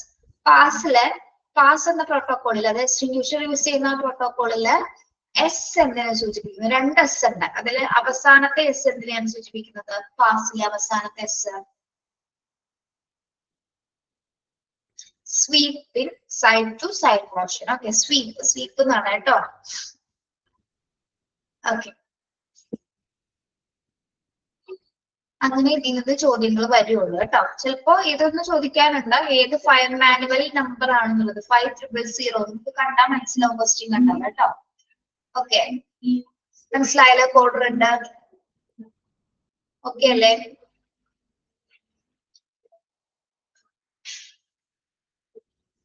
Okay, next നമ്മൾ നോക്കുന്നത് കോഡ് പിങ്ക് ആണ്. എന്തിനു വേണ്ടിയാണെന്ന് അറിയാമോ കോഡ് പിങ്ക് പുറപ്പെടുവിക്കുന്നത്? സിറ്റുവേഷനിലായിരിക്കാം. Code pink is activated when a child missing. Okay, missing case എന്ന് പറയുമ്പോൾ ചൈൽഡ്, കുഞ്ഞുങ്ങൾ മിസ്സിംഗ് ആവുന്ന സമയത്താണ് കേട്ടോ. Code pink is activated when an infant or child is confirmed missing from, എവിടെ നിന്നൊക്കെ മിസ്സിംഗ് ആവുന്ന സമയത്താണ്? NICU അല്ലെങ്കിൽ labour room, ward or from the paediatrics wards.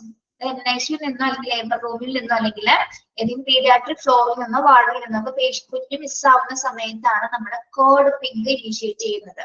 Okay, yes. ഇപ്പൊ കോഡ് പിങ്ക് എന്തിനു വേണ്ടിയിട്ടാണ്? ചൈൽഡ് മിസ്സിംഗ് ആണ് അല്ലെങ്കിൽ ഇൻഫാന്റ് മിസ്സിംഗിനാണ് നമ്മൾ കോഡ് പിങ്ക് ഉപയോഗിക്കുന്നത്. Okay, yes. Upon learning of an infant or child missing, notify the security supervisor 1745 immediately. നമ്മളൊരു കുഞ്ഞ് missing ആണെന്ന് അറിഞ്ഞു കഴിഞ്ഞാൽ എത്രയും പെട്ടെന്ന് തന്നെ നമ്മൾ സെക്യൂരിറ്റി സൂപ്പർവൈസറിനെ നോട്ടിഫൈ ചെയ്യുക. 1745 എന്ന നമ്പറിലേക്കാണ് അത് നോട്ടിഫൈ ചെയ്യുന്നത്. ഇമ്മീഡിയറ്റ് ആയിട്ട് തന്നെ നമ്മൾ ചെയ്തിരിക്കണം. Secure immediate area. If possible, allow no one to enter or exit until the arrival of security staff. നമ്മൾ സെക്യൂരിറ്റി സ്റ്റാഫിനെ അറിയിച്ച ശേഷം നമ്മൾ ആ ഏരിയയിൽ നിന്ന് ആരെയും അകത്തു നിന്ന് പുറത്തേക്ക് പോവാനോ അല്ലെങ്കിൽ മറ്റാരെയും തന്നെ അകത്തേക്ക് പ്രവേശിപ്പിക്കാനായിട്ടോ ആ ഒരു സമയത്ത് അനുവദിക്കരുത്. ഓക്കെ, എൻ്റർ ഓർ എക്സിറ്റ് എന്നുള്ളത് അവിടെ എന്ത് ചെയ്യണം? നമ്മൾ നിയന്ത്രിച്ചേ മതിയാവും. അതായത് ആര് വരുന്നത് വരെ? സെക്യൂരിറ്റി സ്റ്റാഫ് എത്തുന്നത് വരെ നമ്മളിത് നിയന്ത്രിക്കണം. ഓക്കെ, അതിനുശേഷം check stairways, luggages, waiting rooms and rest room. Security staff വന്നതിന് ശേഷം എന്താണ്? നമ്മുടെ സ്റ്റെയർവേസുകള്, ലഗേജസ് അല്ലെങ്കിൽ വെയിറ്റിംഗ് റൂംസ് അത്തരം ഏരിയാസ് ഒക്കെ നമ്മൾ എന്ത് ചെയ്യണം?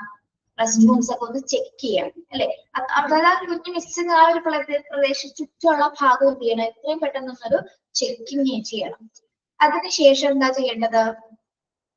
Question anyone carrying a large duffel bag, packages and trying to conceal an object under their clothing. നമ്മൾ ഓരോരുത്തരെയും എന്ത് ചെയ്തിരിക്കണം? ചോദ്യം ചെയ്തിരിക്കണം. പ്രത്യേകിച്ച് എങ്ങനെയുള്ള ആൾക്കാരെയായിരിക്കണം ചോദ്യം ചെയ്യുന്നത്? ആരെങ്കിലും എന്തെങ്കിലും ക്യാരി ചെയ്തുകൊണ്ട്, ഇപ്പൊ ബാഗിലൊക്കെ ഡഫൽ ബാഗ് എന്ന് പറയുന്നത് കുഞ്ഞുങ്ങളെ കൊണ്ടുപോകാൻ പറ്റുന്ന ഒരു ബാഗ് ഉണ്ട്, ഇങ്ങനെ റൗണ്ട് ഷേപ്പിൽ ഇരിക്കുന്നത്. അങ്ങനെ കാണിച്ചു തരാം കേട്ടോ. പിന്നെ അല്ലെങ്കിൽ എന്തെങ്കിലും പാക്കേജസോ അല്ലെങ്കിൽ ചിലവരെന്താണ് ഒരു ക്ലോത്തിന്റെ അടിയിൽ എന്തെങ്കിലുമൊക്കെ മറച്ചൊക്കെ നമ്മൾ സിനിമയിലൊക്കെ കാണാറില്ലേ? ക്ലോത്തിന്റെ അടിയിലൊക്കെ മറച്ച കുഞ്ഞുങ്ങളെയൊക്കെ കൊണ്ടുപോകുന്നത്, സാരിയുടെ ഉള്ളിൽ അല്ലെങ്കിൽ പറുതൊക്കെ ഇട്ടിട്ടൊക്കെ ആൾക്കാർ ചെയ്യാറുണ്ട്. അങ്ങനെ മോഷണം നടത്തുന്ന ആൾക്കാർ. ഓക്കെ, അങ്ങനെ മറച്ചു കൊണ്ടുപോകണം കണ്ടിട്ടില്ലേ വീഡിയോസിലെ കുട്ടികളെ തട്ടിക്കൊണ്ടുപോകുന്നത്? അങ്ങനെയൊക്കെ കാണുന്ന ആൾക്കാർ നമ്മൾ എന്ത് ചെയ്തിരിക്കണം? ഒന്ന് കൃത്യമായിട്ട് ചെക്ക് ചെയ്തിരിക്കണം, അവരെ ക്വസ്റ്റ്യൻ ചെയ്തിരിക്കണം. Okay, in the event that someone is observed that fits to in the above category. ഇനി നമ്മൾ പരിശോധിച്ച് ഇത്രയും പേരിൽ ആരെങ്കിലും ഒരാളെ നമുക്ക് ഫിക്സ് ചെയ്യും. ചിലപ്പോൾ ഒരാളെ നമുക്ക് സംശയം തോന്നിക്കുന്ന എന്ത് ചെയ്യണം? അയാളെ നമ്മൾ ഒന്നും കൂടി ഒബ്സർവ് ചെയ്യണം. എത്രയും പെട്ടെന്ന് തന്നെ എന്ത് ചെയ്യണം? Call security and do not lose sight of that person. എത്രയും പെട്ടെന്ന് നമ്മൾ ആ സെക്യൂരിറ്റി സ്റ്റാഫിന് വിവരം അറിയിച്ചിട്ട് ആ പേഴ്സൺ അവിടെ നിന്ന് മിസ്സാവാത്ത രീതിയിൽ നമ്മൾ അയാളെ എന്ത് ചെയ്യണം? നിയന്ത്രിച്ചിരിക്കും. Okay, yes. If that suspected person attempt to leave the building prior to the arrival of security officers. ഇനി നമ്മളുടെ കണ്ണുവെട്ടിച്ചാൽ ആ ബിൽഡിംഗ് കടക്കാനായിട്ട് അല്ലെങ്കിൽ നമ്മൾ കണ്ണുവെട്ടിച്ച് പോകാനായിട്ട് ശ്രമിച്ചാൽ എന്താണ്? Do not attempt to the stalling persons in any way possible. If the person does get into a vehicle, get a good description of the vehicle and the vehicle number and notify security. ഇനി നമ്മുടെ കയ്യിൽ നിന്ന് ആളെ വിട്ടുപോയി കഴിഞ്ഞാൽ, നമ്മളെ പറ്റിച്ച അല്ലെങ്കിൽ നമ്മുടെ കണ്ണു വെട്ടിച്ചതേക്ക് പോയി കഴിഞ്ഞാൽ ഉടനെ എന്താണ്? പുറകെ പോയി വാച്ച് ചെയ്തതിനു ശേഷം ഏത് വെഹിക്കിളാണ്, ഏത് വാഹനത്തിലാണ് അയാൾ പോയിരിക്കുന്നത്, ഏത് ഡയറക്ഷൻസിലേക്കാണ് പോയിരിക്കുന്നത്, ആ വാഹനത്തിന്റെ ഒരു ഡിസ്ക്രിപ്ഷൻ, ചിലപ്പോൾ വണ്ടിയുടെ നമ്പറോ കളറോ ഏത് ഡയറക്ഷൻസിലേക്കാണ് എന്ന് പോയിരിക്കുന്നതിനെ കുറിച്ചിട്ട് നമ്മൾ എന്ത് ചെയ്തിരിക്കണം? സെക്യൂരിറ്റി സ്റ്റാഫിനെ നോട്ടിഫൈ ചെയ്തിരിക്കണം. ഓക്കെ, ഇതിൽ മാത്രമേ നമുക്ക് ചിലപ്പോൾ എന്തെങ്കിലും ചെയ്യാനായിട്ട് സാധിക്കുള്ളൂ. ഓക്കെ, അപ്പൊ കോഡ് പിങ്ക് എന്തിനെയാണ് സൂചിപ്പിക്കുന്നത്? ചൈൽഡ് മിസ്സിംഗിനാണ് കോഡ് പിങ്ക് പറയുന്നത്. പ്രത്യേകിച്ച് NICU നിന്നോ ലേബർ വാർഡിൽ നിന്നോ അല്ലെങ്കിൽ പീഡിയാട്രിക് ഫ്ലോറിൽ നിന്നോ കുഞ്ഞുങ്ങൾ മിസ്സാവുന്ന സമയത്താണ് ഇത് ഇനീഷ്യേറ്റ് ചെയ്യുന്നത്. ഇനി നമ്മള് മിസ്സിംഗ് ആണെന്ന് അറിഞ്ഞാൽ തന്നെ 1745 എന്ന നമ്പറിലേക്ക് സെക്യൂരിറ്റി സ്റ്റാഫുകൾ വിവരം അറിയിക്കുന്നു. പിന്നെന്താണ്? ആരെയും തന്നെ അകത്തേക്ക് നിന്ന് പുറത്തേക്ക് വിടാനായിട്ട് എക്സിറ്റ് പോയിന്റ് നമ്മൾ കൺട്രോൾ ചെയ്യും. സെക്യൂരിറ്റി സ്റ്റാഫ് വന്നതിന് ശേഷം നമ്മൾ എന്ത് ചെയ്യണം? സ്റ്റെയർവേസും ലഗേജസും വെയിറ്റിംഗ് റൂംസും വെയിറ്റിംഗ് ഏരിയാസ് ഒക്കെ ഒന്ന് കൃത്യമായിട്ട് ചെക്ക് ചെയ്യാം. ഇനി സംശയാസ്പദമായിട്ട് കാണുന്ന എല്ലാവരെയും നമ്മൾ എന്ത് ചെയ്തിരിക്കണം? ചോദ്യം ചെയ്യുക. പ്രത്യേകിച്ച് എന്തെങ്കിലും സാധനങ്ങളൊക്കെ മറച്ചു കൊണ്ടുപോകുന്ന ആൾക്കാരൊക്കെ ആണെങ്കിൽ അവരൊന്ന് പ്രത്യേകം നമ്മൾ ശ്രദ്ധിച്ചില്ലേ? എന്താണ് ഡഫൽ ബാഗ് എന്ന് പറയുന്നത്? കാണാൻ പറ്റുന്നുണ്ടോ?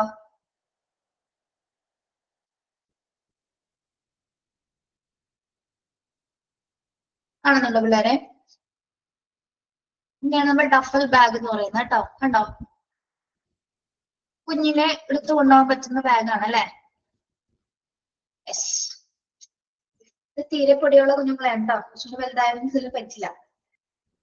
യെസ്, അപ്പൊ അങ്ങനെ ബാഗോ അല്ലെങ്കിൽ എന്തെങ്കിലും പാക്കേജസോ അല്ലെങ്കിൽ ഡ്രസ്സിന്റെ അടിയിലൊക്കെ എന്തെങ്കിലും മറച്ചു കൊണ്ടുപോകുന്നൊക്കെ കണ്ട അങ്ങനെയുള്ളവരെ നമ്മൾ പ്രത്യേകം ശ്രദ്ധിക്കുക. അവരൊന്ന് ഒബ്സർവ് ചെയ്യുക. എത്രയും പെട്ടെന്ന് സെക്യൂരിറ്റി സ്റ്റാഫിന് വിവരം അറിയിക്കുക. മിസ്സാവാതെ നമ്മൾ കൂടുതലായിട്ട് ശ്രദ്ധിക്കണം. ഇൻ കേസ് നമ്മളുടെ കണ്ണുപിടിച്ച് രക്ഷപ്പെടുകയാണെങ്കിൽ അയാൾ ഏത് ഡയറക്ഷൻസിലേക്കാണ് പോയിരിക്കുന്നത്, അയാളുടെ വെഹിക്കിൾ ഏതാണ്, ഏത് വണ്ടി നമ്പർ ഏതാണ്, ഏത് ഏത് കളറിലുള്ള വാഹനമാണ്, ഇത് ടൈപ്പ് ആണെന്നുള്ളത് ബ്രീഫായിട്ടുള്ള ഡിസ്ക്രിപ്ഷൻ നമ്മളൊന്ന് നോട്ടിഫൈ ചെയ്യാൻ എത്രയും പെട്ടെന്ന് തന്നെ സെക്യൂരിറ്റി സ്റ്റാഫിനെ വിവരം അറിയിക്കാം. ഓക്കെ, നമ്മളിതൊക്കെ സിനിമയില് കണ്ടിട്ടുണ്ടാവും, ചൈൽഡ് മിസ്സിംഗ് ഒക്കെ അല്ലെ. യെസ്, കുഞ്ഞ് മിസ്സിംഗ് ആവുന്ന സമയത്താണ് നമ്മൾ കോഡ് പിങ്ക് ഇനീഷ്യേറ്റ് ചെയ്യുന്നത്. ക്ലിയർ ആണോ?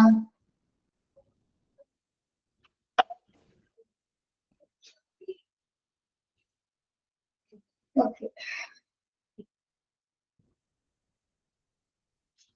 Next one code orange. രണ്ട് കളർ കോഡ് പഠിച്ചു നമ്മൾ, റെഡും പിങ്കും പഠിച്ചു. നെക്സ്റ്റ് എന്താണ്? കോഡ് ഓറഞ്ച് ആണ് കേട്ടോ. എന്തിനു വേണ്ടിയായിരിക്കും code orange? hazardous materials spill such as chemical spill, mercury spill, gas leak, hazardous drug spill, etc. spill related ആയിട്ട് വരുന്ന, അതായത് അപകടകരമായിട്ടുള്ള എല്ലാ മാലിന്യത്തിന്റെ സ്പില്ലുമായി ബന്ധപ്പെട്ട് വരുന്ന റെസ്പോൺസ് കോഡാണ് കോഡ് ഓറഞ്ച് എന്ന് പറയുന്നത്. hazardous materials spills ആണ് കോഡ് ഓറഞ്ച്. അത്തരം സിറ്റുവേഷൻസിലാണ് കെമിക്കൽ ആയിക്കോട്ടെ, മെർക്കുറി ആയിക്കോട്ടെ, മറ്റേ ഗ്യാസ് ലീക്കേജസ് ആയിക്കോട്ടെ, അത്തരത്തിലുള്ള സിറ്റുവേഷൻസിലാണ് നമ്മൾ എന്ത് പുറപ്പെടുവിക്കുന്നത്? കോഡ് ഓറഞ്ച് പുറപ്പെടുവിക്കുന്നത്. Okay, hazardous materials spills require immediate attention to prevent contamination of the environment. നമുക്കറിയാം ഇത്തരത്തിലുള്ള സ്പില്ലേജസ് ഉണ്ടായി കഴിഞ്ഞാൽ എന്താണ്, ഒരേപോലെ തന്നെ നമുക്ക് എന്താണ് എൻവയോൺമെന്റിന്റെ കണ്ടാമിനേഷൻ ആകുന്ന ഒരു സിറ്റുവേഷൻ ആണ്. അതിനാൽ തന്നെ എന്താണ്, എത്രയും പെട്ടെന്ന് അതിനായിട്ടുള്ള ഇനീഷ്യേറ്റീവ് ആയിട്ടുള്ള മാർഗങ്ങൾ എത്രയും പെട്ടെന്ന് നമ്മൾ സ്വീകരിക്കേണ്ടത് അത്യാവശ്യമാണ്. If the spill is your work area, remove the people patients from the area immediately. Call the operator to initiate the code orange. ഇനി നമ്മളുടെ വർക്ക് ഏരിയയില് സ്പില്ലിന്റെ കണ്ടീഷൻ എങ്ങനെയാണെന്ന് നോക്കിയിട്ട് നമ്മൾ എന്ത് ചെയ്യണം, ആ പ്രദേശത്തുള്ള ആൾക്കാർ എത്രയും പെട്ടെന്ന് റിമൂവ് ചെയ്യുക. നമ്മൾ സ്പില്ലേജ് വേസ്റ്റ് പഠിച്ചത് ഓർമ്മയുണ്ടോ? പ്രൊസീജിയേഴ്സ് ഓർമ്മയുണ്ടോ?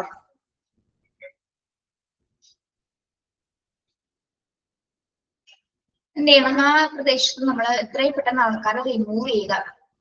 അതിനുശേഷം എന്താണ്, call the operator to initiate the code orange. എവിടെയാണ് hazardous materialsന്റെ സ്പില്ല് കണ്ടിരിക്കുന്നത് ആ ഏരിയയിലെ ആൾക്കാരെ നമ്മൾ നീക്കം ചെയ്തതിനു ശേഷം എത്രയും പെട്ടെന്ന് ടെലിഫോൺ ഓപ്പറേറ്ററെ വിളിച്ചിട്ട് കോഡ് ഓറഞ്ച് ഇനീഷ്യേറ്റ് ചെയ്യാനായിട്ട് അനൗൺസ് ചെയ്യും. Then alert others in the area. മറ്റു പ്രദേശങ്ങളിലുള്ള ആൾക്കാർക്ക് എന്താണ്, നമ്മൾ അലർട്ടേഷൻ കൊടുത്തിരിക്കണം. Confirm the spill of possible to do it safely. Cordon off the area and post warning signs. Cordon off എന്ന് പറഞ്ഞാൽ എന്താണ്? Cordon off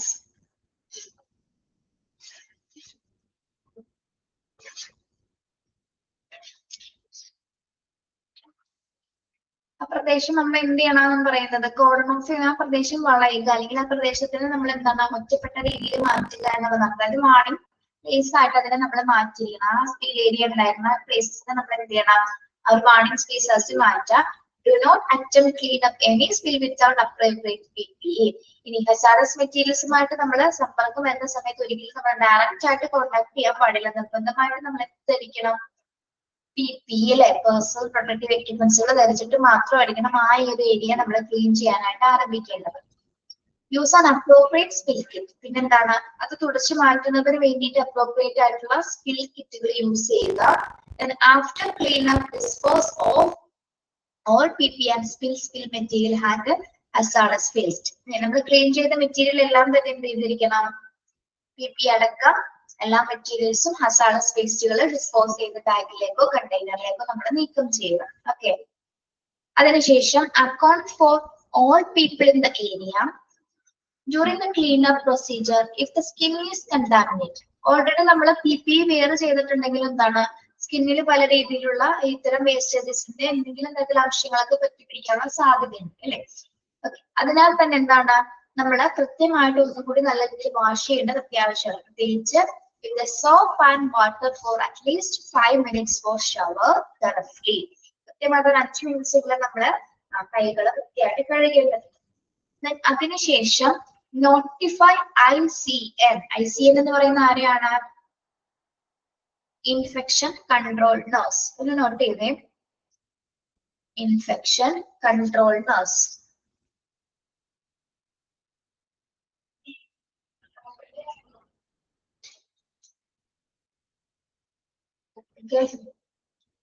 Yes. Infection control nurses നമ്മൾ notify ചെയ്യാം. Then supervisor of CMO if an accidental exposure caused, seek medical help immediately. ഇനി ആ ഒരു സമയത്ത് ഒരു ആക്സിഡന്റൽ ആയിട്ടുള്ള എക്സ്പോഷർ ആണ് നടന്നിട്ടുണ്ടെങ്കിൽ ഉടൻ തന്നെ നമ്മൾ എന്ത് ചെയ്തിരിക്കണം? ഇമ്മീഡിയറ്റ് ആയിട്ട് ഒരു മെഡിക്കൽ ഹെൽപ്പ് നമുക്ക് ആവശ്യമാണ് അല്ലെ. അതായത് ഇൻ കേസ് ഈ ക്ലീൻ ചെയ്യുന്നതിന്റെ ഭാഗമായിട്ട് ഏതെങ്കിലും എന്താണ് പ്രൊസീജിയേഴ്സിൽ ചെയ്യുന്ന സമയത്ത് ഏതെങ്കിലും സ്റ്റാഫിന് എന്തെങ്കിലും തരത്തിലുള്ള ഇമ്മീഡിയറ്റ് ആയിട്ടുള്ള ഹെൽപ്പ് വേണമെങ്കിൽ നമ്മൾ എന്ത് ചെയ്യണം? എത്രയും പെട്ടെന്ന് തന്നെ മെഡിക്കൽ ഹെൽപ്പ് ഇമ്മീഡിയറ്റ് ആയിട്ട് തന്നെ CMOന്റെ അല്ലെങ്കിൽ സൂപ്പർവൈസറിന്റെ കയ്യിൽ നിന്ന് നേടേണ്ടതാണ്. ഓക്കെ, അതായത് സിറ്റുവേഷൻ ബേസ്ഡ് ആയിട്ടായിരിക്കും. ചിലപ്പോ വലിയ രീതിയിലുള്ള ഹസാർഡ് സ്കിൽ ആണെങ്കിൽ എന്താണ് അത് നീക്കം ചെയ്യുന്നതിനിടയിൽ പല രീതിയിലുള്ള ഡിഫിക്കൽട്ടീസ് ഉണ്ടായിരിക്കും. അത്തരം സിറ്റുവേഷൻസിൽ മാത്രം എന്താണ് നമുക്ക് മെഡിക്കൽ ഹെൽപ്സ് ഇമ്മീഡിയറ്റ് ആയിട്ട് ആവശ്യമായിട്ട് വന്നേക്കാം. ഓക്കെ,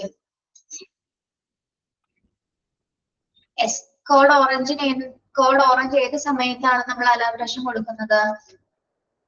ഹസാർഡസ് മെറ്റീരിയൽസോ സ്പിൽ ഉണ്ടാവുന്ന സിറ്റുവേഷൻസിലാണ് അത് നമ്മൾ പുറപ്പെടുവിക്കുന്നത്.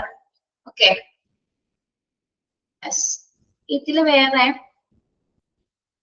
വേറെ പ്രത്യേകിച്ച് നിങ്ങൾ പഠിക്കാനില്ല. ഇവിടെ ICNന്റെ മാത്രം ഒന്ന് എക്സ്പാൻഷൻ പഠിച്ചാൽ മതി കേട്ടോ. ഇൻഫെക്ഷൻ കൺട്രോൾ നഴ്സ് എന്നുള്ള ഭാഗം മാത്രം പഠിക്കാം, വേറെ ഒന്നും പഠിക്കണ്ട അവിടെ. പിന്നെ ഏത് ടൈപ്പ് ഓഫ് സ്പില്ലേജസ് ആണെന്നുള്ളത് നിങ്ങൾക്ക് അറിയാലോ. അത് ഏതൊക്കെ വരുന്നുണ്ടെന്ന chemical spill, mercury, gas leakages and drug സ്പില്ലുകൾ. ഓക്കെ, അതിന്റെ പേരുകൾ മാത്രം ഒന്ന് നോക്കിയാൽ മതി. പിന്നെ ICNന്റെ എക്സ്പാൻഷനും പഠിച്ചാൽ മതി കേട്ടോ. കോഡ് ഓറഞ്ചിൽ, അല്ലാതെ ബാക്കി ഇതൊന്നും പഠിക്കണ്ട. ഓക്കെ, ജസ്റ്റ് ഒന്ന് അറിഞ്ഞിരുന്നാൽ മാത്രം മതി. മനസ്സിലായോ?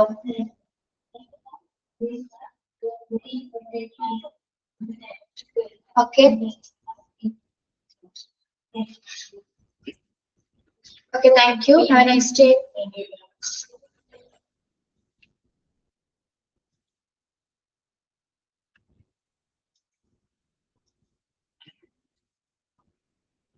Thank you.